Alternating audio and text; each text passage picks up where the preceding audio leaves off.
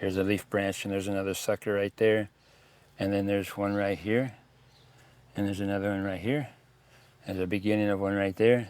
So I just go like that, clip it on there. Hi everyone, welcome back to our YouTube channel where we like to talk about organic gardening, homesteading, and woodworking.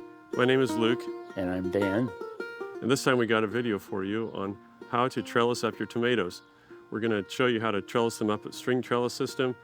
We're going to also talk about a little bit of wind protection for your tomatoes, staking it a little bit. What else are we going to talk about? A little support, and then the trellis system itself, kind of briefly how it's put together. A little bit of wind support as you get them strung to the string right at the early part of the season.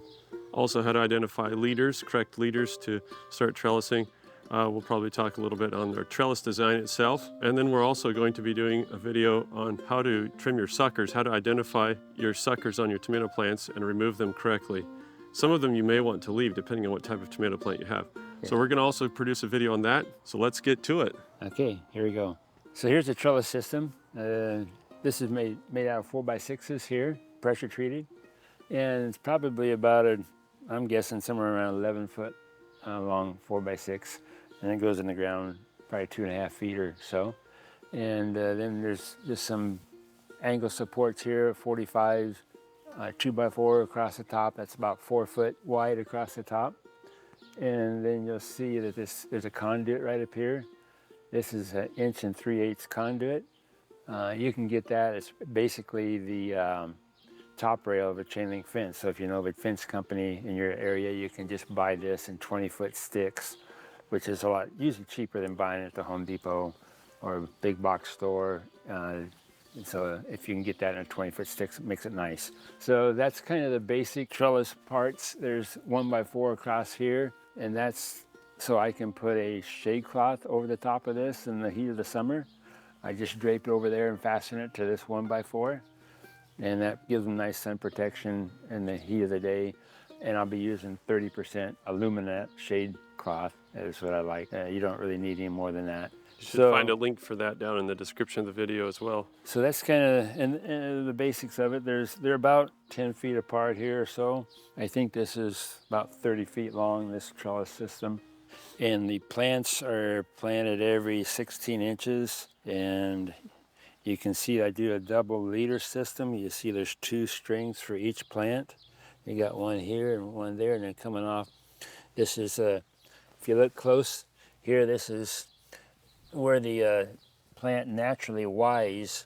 You know, when the plant's about 1 foot tall, you'll see right here, there's this natural Y right here. It's going right up here, and then another one going up here. And so that's the beginning of my 2 leaders. So that's what we do is a 2-liter system. It makes it nice because these are 4 feet apart, and so it spreads out the leaders far enough that the foliage isn't fighting each other, and you got really good air circulation through the dense plants. Once they get growing, they really get big and lush and pretty. So what I usually do in the spring when I set these out, I'll put them, they'll be a lot smaller than this. They'll just be 4 inches tall or so. And I made these little wind protection cages because we get a lot of wind through here. And so this is just some 2x4 mesh wire fencing, welded wire, cheap stuff. And I cut that into just a little short, it has like 1, 2, 3 sections and a half a section that goes into the ground here. And I'll show you that when we pull it off. And then I just wrap some, this is actually leftover greenhouse plastic, so it'll last a long time. And I just staple it with a regular old stapler from, you know, your desk, your office desk. Just staples, just something quick and easy. And so I set the plant in there, and then I put this around it. And then to hold this so the wind doesn't blow this cage around, we just use landscape staples, and you can just pull this off of here. And you can see them hanging them. And see, there's a staple here, just put over the bottom wire, and these are the wires that kind of go down to the ground to help hold too. There's another landscape staple. It only takes 2 staples per cage to secure it down so the wind doesn't ever blow it off. So pull those off of there, and then we'll, you know, if we just left it like that, this would just be blowing. and it just thrash it. It just bend over and end up breaking. And so we're gonna just put the string. This string is like a what they use for tying up. Well, actually, use it for tying up insulation in the crawl spaces, and you can kind of see this brand that I use. Baling twine is too thick. It's too big for the clips, so you don't really want to use that. It's too heavy duty. We'll have a link for some of this twine. It's very cheap. Yeah. We'll have a link for it in the description So then below. we just tie it up here on this conduit. Nothing fancy. Nothing fancy, just a square knot or whatever. Put it down here, and then you put it down about near the base of the plant and just cut it there. And I'll just go ahead and do this other one. So we're going to be doing 2 tomato plants here. Yep. So you kind of see how to do this. And so just run this down here and about the base of the plant. Cut It it. doesn't have to touch the soil or anything. Yeah, you actually better not to touch the soil because then the bugs like to climb up the string even to get to the plant. So just put another string over here.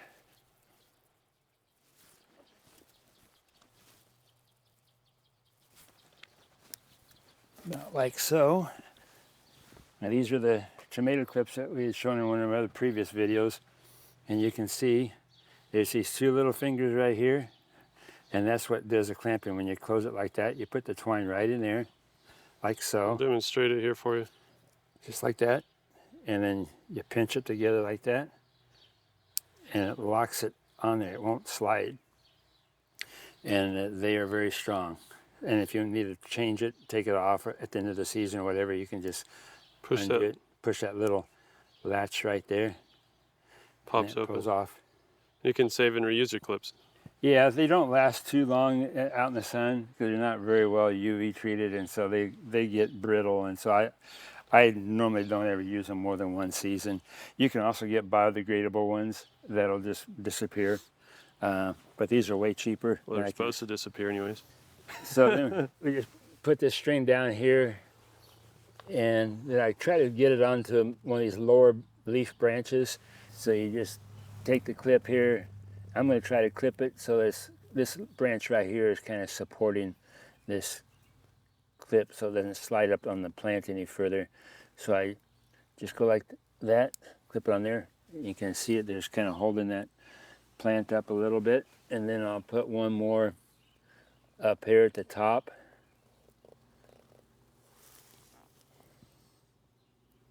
And clip that down like that. And then the other side. Here you go. Thank you. So this is the other, for the other leader eventually, but right now this plant's not big enough to have 2 leaders yet. So I'm going to catch this one again. I'm going to actually, on this little tiny plant, I'm just going to put it right underneath that other first clip that we first put on. And that'll take care of that one. Now, it still kind of puts a lot of stress on the plant if you get a lot of wind. So what I like to do is use these little shish kebab bamboo sticks. They're about 1 foot long, and I like to stick them down through these tomato clips and poke them in there like that, and maybe put one more in here. And being that they've got a sharp point on them, they're not going to hurt your roots if you put them down there. If you had a big blunt stick, it would ruin your roots when you're trying to stick it down in there. So just put it down like that, and then once the plant gets bigger, more established, then I'll pull those off of there and get rid of the sticks and save them for next year. So that's all there is to it. It's a lot more steady now and sturdy. So we'll do one more here. This has got the little landscape fabric staples on it, and then the wires that you just push down into the ground. And so here we go for this one. So I'll go put another one, just put the string in the crotch of that clip and put it right around that bottom branch. I always put the clips below a branch. That way as a plant grows, it doesn't hinder the plant from growing up taller. If you put it above the thing, then as you get a lot of clips and the plant gets big, it will hinder the plant from stretching out and growing like it normally should. So here's another one. We'll put that below that branch. So you like to put those clips kind of below a branch, branching out Yeah, to support it Yeah. more, so they don't just slide up and down the stem. yeah. So then just slide up and down. That's right. The stalk, yeah.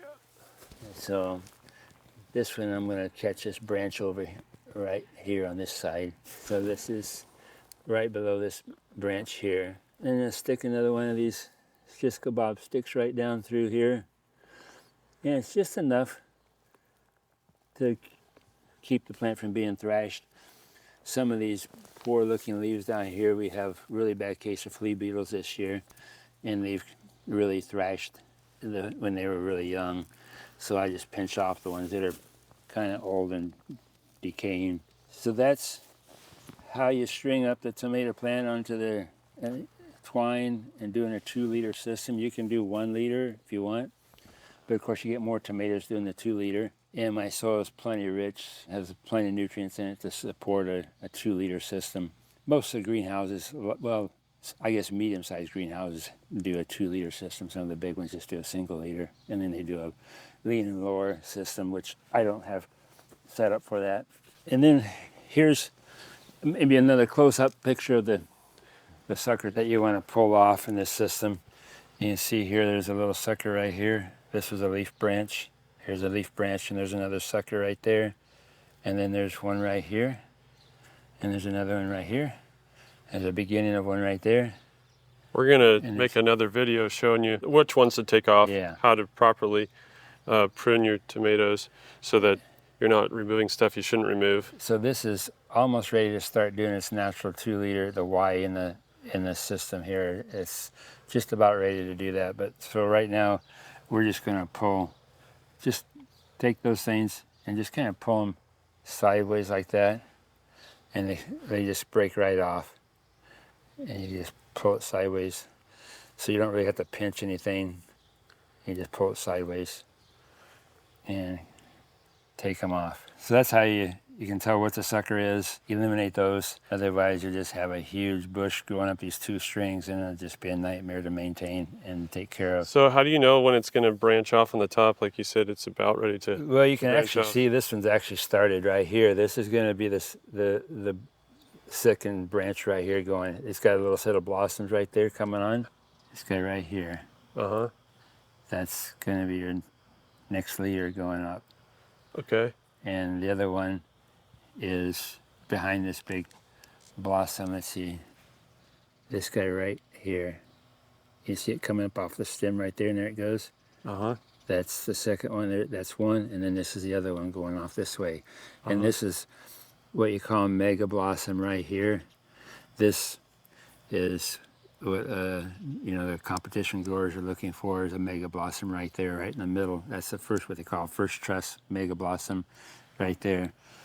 And this plant is actually one of the giants that I have, but it's not going to be a good blossom for a giant for me. So this will either go in the compost or give it to somebody else to play with. That's the suckers that you want to deal with as they grow up these twines. You don't want to leave any of them growing. You want to take them all off. And then when the plant gets clear up to the top here, it's going to be the end of the season. It's going to be getting cold, cooling off at night, and you're going to be worrying about frost. But before that, like 30 days before your first frost, you want to just top the plant, just terminate the plant, all the growing points that might be up there, and just shut the plant down for producing any more vine, and put all this energy into the producing and ripening the tomatoes. Otherwise, you'll just end up with a bunch of green tomatoes that didn't get ripe. And do that about 30 days before your first frost. So it takes somewhere around that amount of time for the tomato to ripen from when it's pollinated. This bed here, back to the trellis system, you might wonder why I've got a 4-foot wide bed here and just for 1 row of tomatoes. Well, I do that because I grow other things beside the tomatoes. Things that like shade, like there's lettuce. There's some red lettuce growing here. Green lettuce coming up there, and there's more red. I just do red, green all the way down here. So they'll be shaded. That'll keep them from growing the seed so quick. And these are just fig tree cuttings that are going to get rooted here. and then I'll dig those up in the fall and pot them up. Mm-hmm. And then on the other side, none of it's wasted space. The sun's coming in this way, and it's just really baking these tomatoes, and I don't like sun scald on the tomatoes. So to help eliminate that naturally, I'll just plant some cucumbers. You see a few of them are just starting to come up here. There's one there, and there's here, and there's here. There's some all the way down there. And I'll just eliminate all, but maybe just space them out maybe 3 to 4 feet apart. And I'll grow those up a string just like the tomatoes, tied up to this conduit at the top, just like this same conduit as these tomatoes are tied to. And then that way the plant grows up, and they have nice big leaves on the cucumbers, and it gives a nice amount of shade to these tomatoes, and eliminates the sun scalding issue that we have here, because it gets triple-digit weather in the summertime. It gets really hot. And there's some at that end. I do some honeydew melons and maybe even watermelon. I'll tie them up on the strings and do the same thing, just to utilize the space. There's also basil growing along this drip line here because it needs sun. It doesn't need shade, so I put it on there. We'll have fresh basil there as well. So you pretty well utilize all your space. There's not any waste of space. Yeah, that's some nice, would be kind of companion planting a little bit. Yeah, because tomatoes and basil do good together. And down at that end, you might see there's a few garlic down there. That was what we planted in one of the previous videos. Let's take a quick look at that. See how they're doing. I was going to pull them up once we planted them after the video, but I just leave them in the ground, see what happens. And there they are. You're going to pull them up. Why? People are going to ask.